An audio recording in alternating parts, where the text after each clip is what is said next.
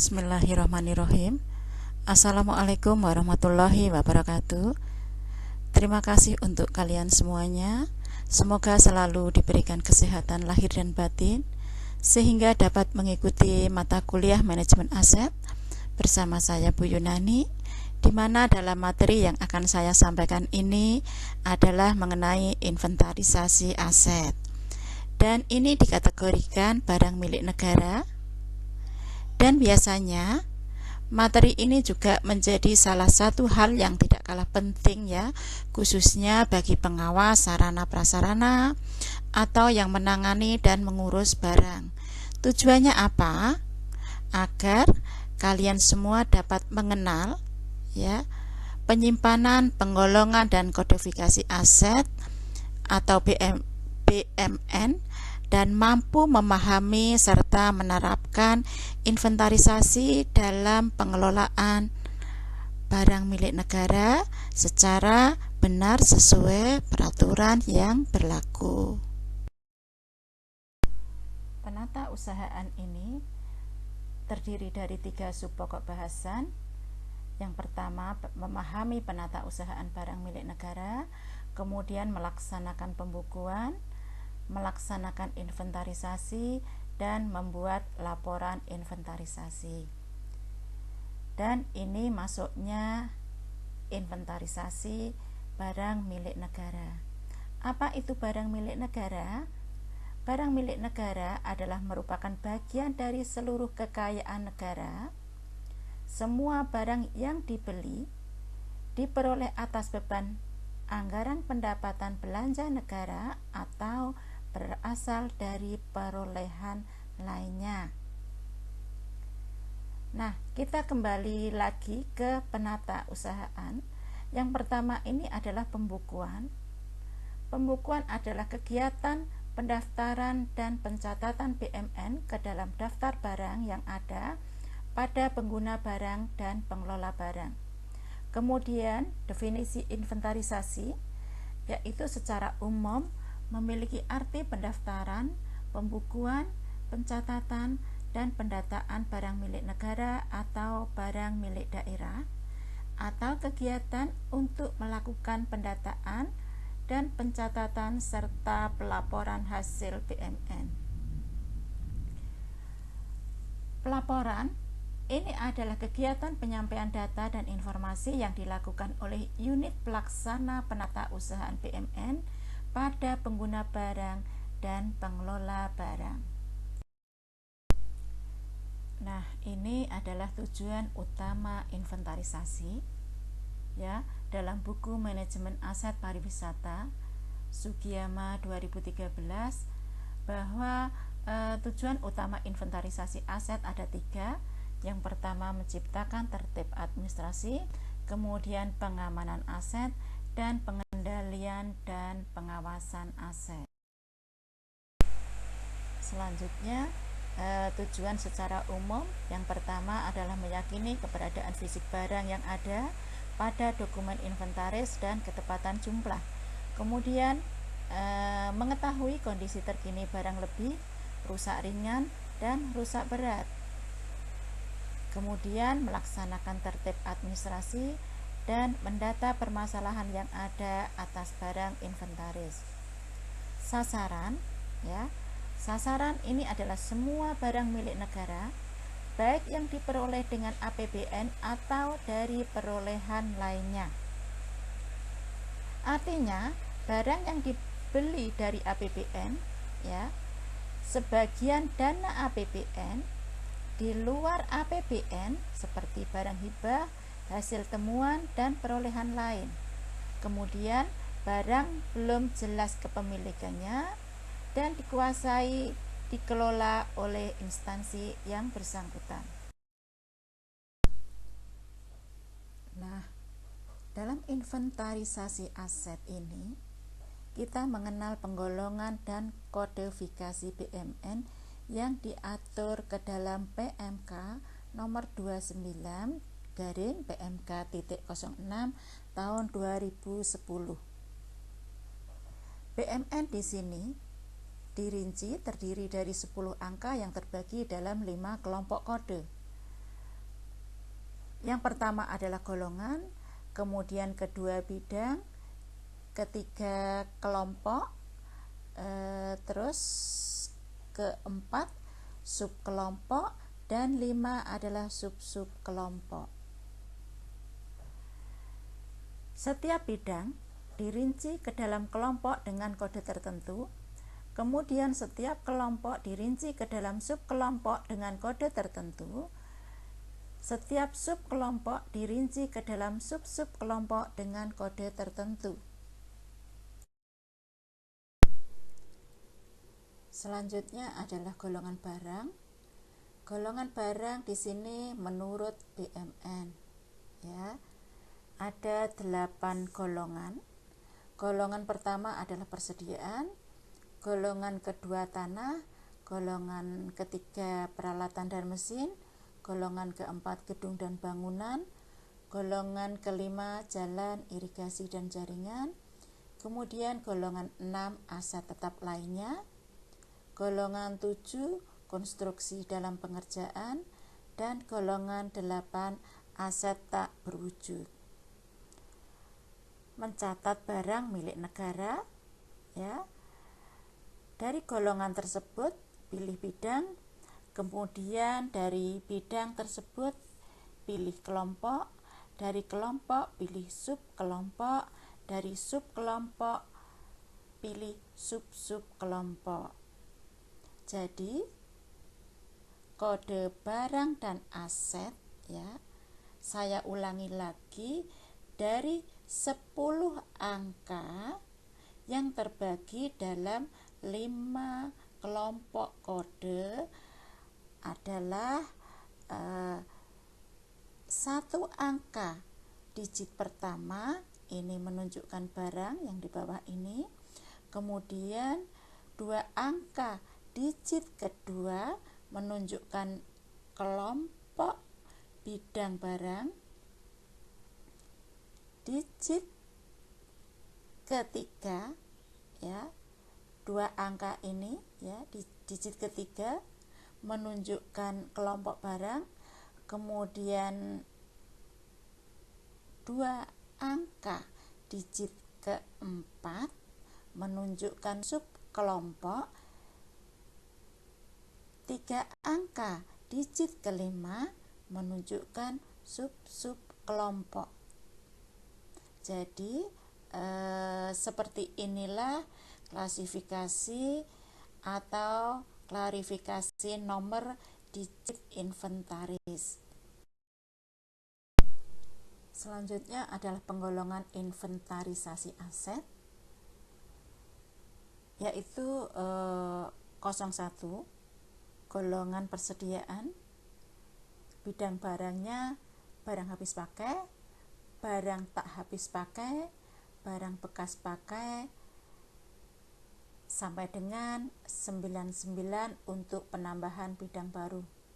Kemudian golongan barang 02 adalah tanah, ya, bidang barangnya tanah.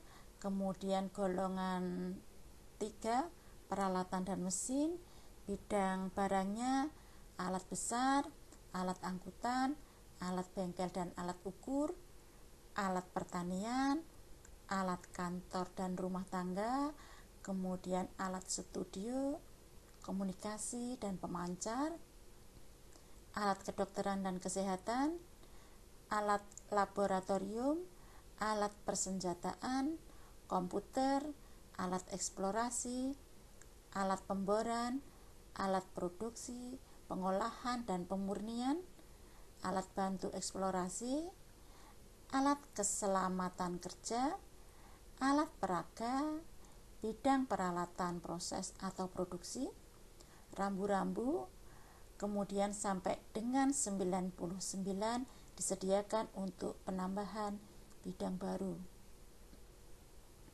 Kemudian golongan barang 04 yaitu gedung dan bangunan, ya, bidang barangnya adalah bangunan gedung, kemudian monumen, bangunan menara, tugu titik kontrol atau pasti, dan sampai dengan nomor 99 disediakan untuk penambahan bidang baru. Selanjutnya adalah penggolongan inventarisasi aset, jalan irigasi dan jaringan, yaitu golongan barang 05. Kemudian bidang barangnya jalan jembatan, bangunan air, instalasi, dan jaringan. Kemudian golongan barang 06, aset tetap lainnya, ya, bidang barangnya pertama untuk bidang bahan perpustakaan, kemudian kedua barang bercorak kebudayaan atau lainnya, 3 hewan, 4 ikan, 5 tanaman, 6 aset tetap dalam renovasi. Terus golongan barang 07 yaitu konstruksi dalam pengerjaan, bidang barangnya konstruksi dalam pengerjaan. Kemudian yang golongan barang 08 yaitu aset tak berwujud, bidang barangnya aset tak berwujud, aset tak berwujud dalam pengerjaan. Nah, itu adalah contoh penggolongan inventarisasi aset, ya sesuai klarifikasi nomor digit inventaris dari 8 golongan barang. Baiklah, kita kembali ke penggolongan dan kodifikasi barang milik negara. Pengertian dari penggolongan sendiri adalah kegiatan untuk menetapkan secara sistematis mengenai barang milik negara ke dalam golongan, bidang, kelompok, subkelompok, dan sub-subkelompok. Sedang kodifikasi adalah pemberian kode BMN sesuai dengan penggolongan masing-masing BMN. Sedangkan simbol atau logo pada barang, simbol atau logo ini adalah tanda pengenal barang berupa penggabungan gambar, angka, dan huruf atau logo dengan maksud agar mudah diketahui keberadaan BMN tersebut. Sekarang adalah satuan barang, ya. Yang pertama, semua barang harus dinyatakan dalam bentuk satuan untuk menyatakan kuantitasnya.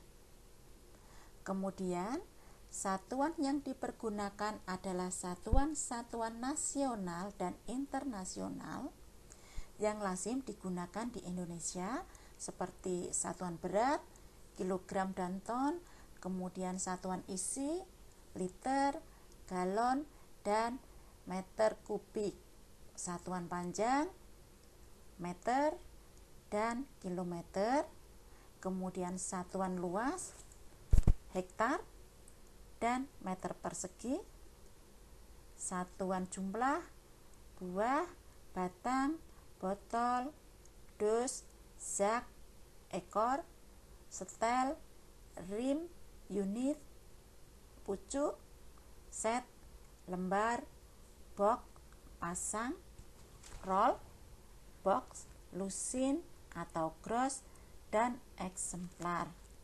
Nah, satuan barang ini, ya, dipergunakan dalam rangka pembukuan inventarisasi dan pelaporan BMN. Selanjutnya ini adalah kode lokasi.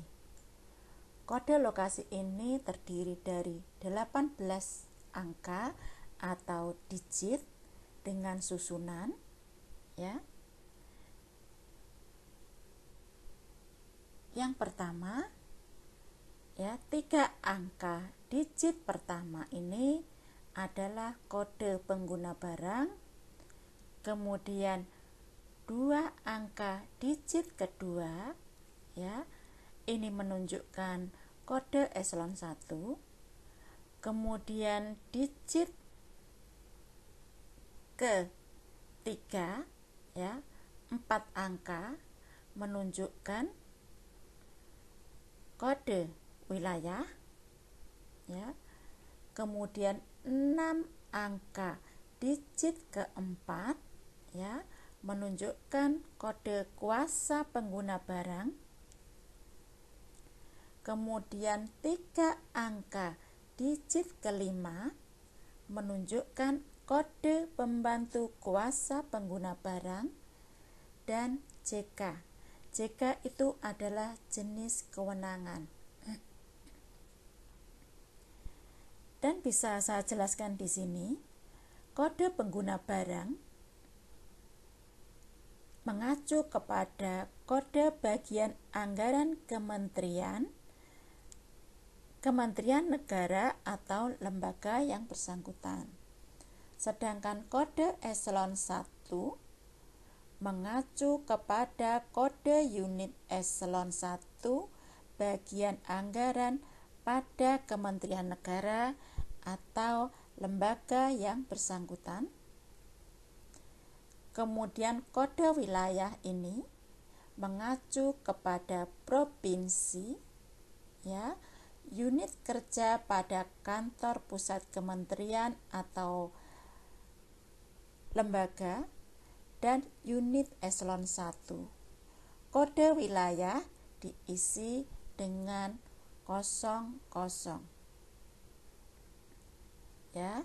Kemudian kode kuasa pengguna barang di sini, ya, mengacu kepada satuan kerja pada kode bagian anggaran.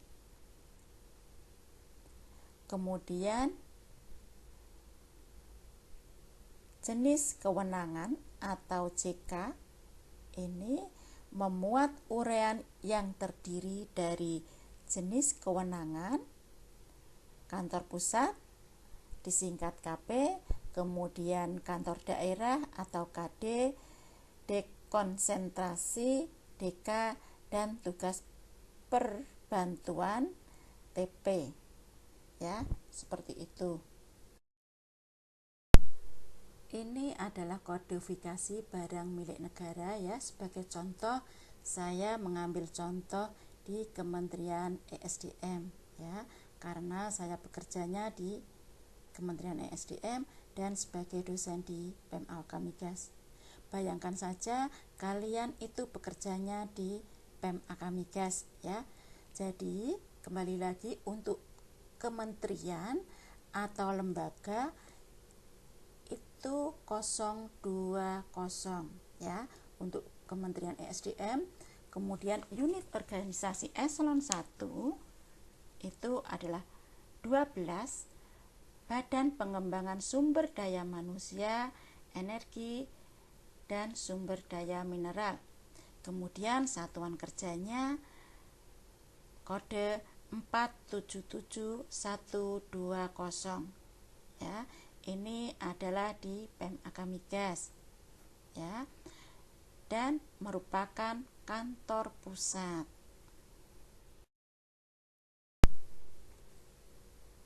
Kode registrasi ini adalah merupakan identitas barang yang dipergunakan sebagai tanda pengenal yang diletakkan pada barang yang bersangkutan. Dan kode registrasi ini terdiri dari 18 angka digit, ya.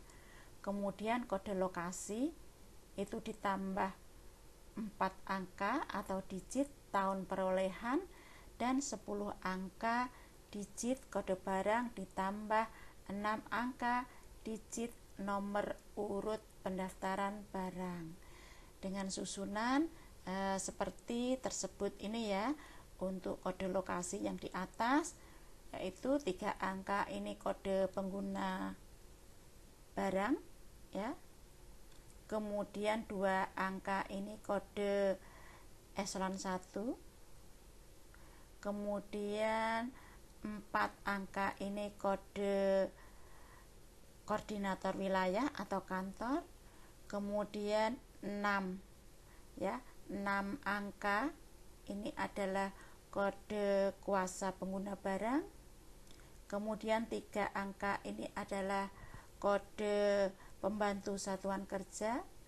JK ini jenis kewenangan, dan 4 angka ini adalah tahun perolehan. Kemudian yang di bawah ini ya 1 angka golongan ya. Kemudian digit kedua 2 angka ini menunjukkan bidang. Kemudian 2 angka ya. 2 angka digit ketiga ini menunjukkan kelompok. Digit keempat ya 2 angka subkelompok. Digit ke 5 itu sub kelompok. Kemudian 6 angka ini adalah nomor urut pendaftaran.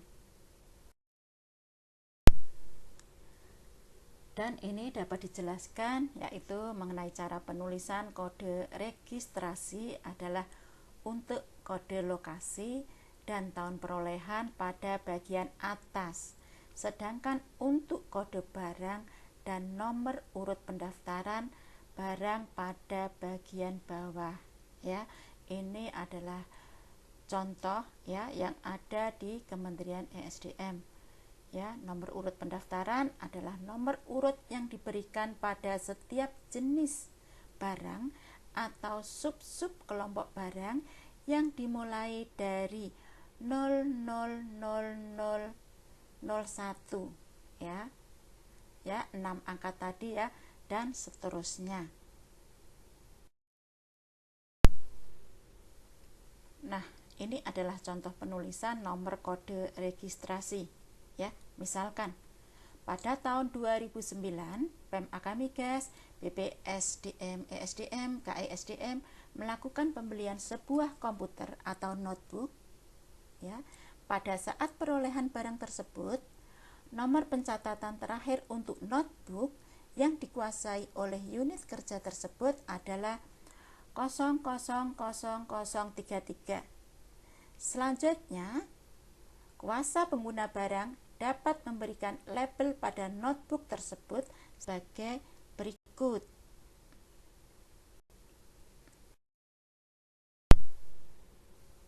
Nah, kira-kira seperti ini ya nomornya ya. Tadi nomor terakhir ya kan 000033.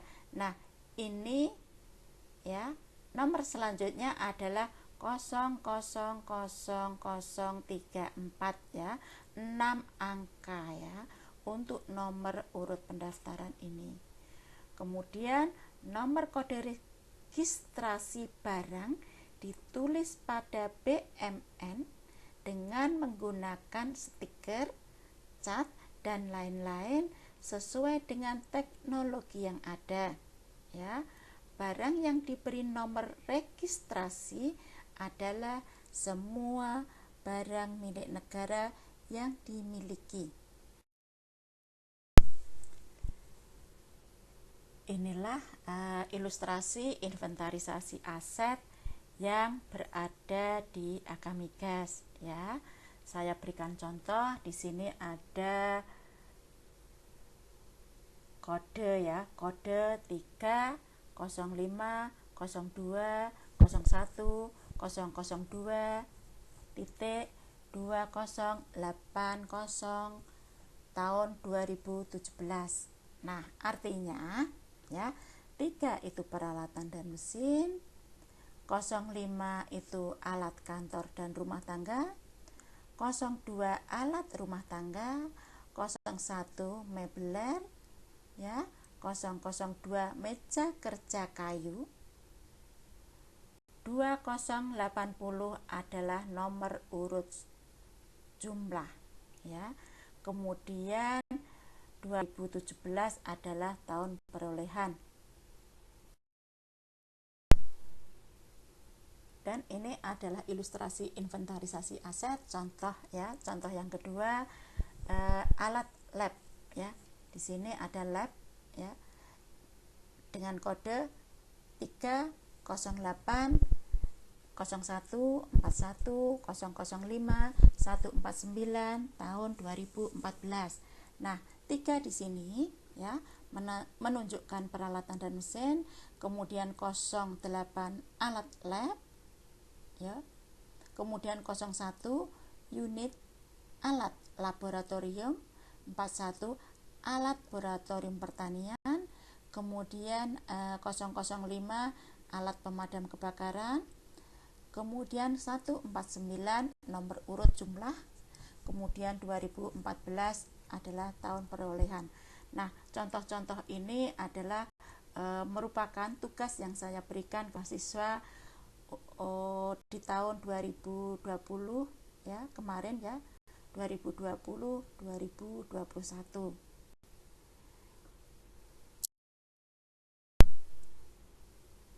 Dan untuk lebih memahami lagi, ini adalah contoh ketiga ya, contoh ketiga dengan kode ya 3 05 02 01 002 titik 43 tahun 2010. Ini tahun barang di data yaitu 2010. Kemudian 3 itu golongan ya, peralatan dan mesin. Kemudian 05 itu bidang, alat kantor dan rumah tangga. Kemudian 02 kelompok ya, masuk kelompok alat rumah tangga. Kemudian 01 itu adalah subkelompok meubiler. Kemudian 002 sub kelompok meja kerja kayu. Kemudian 43 adalah nomor urut pendaftaran.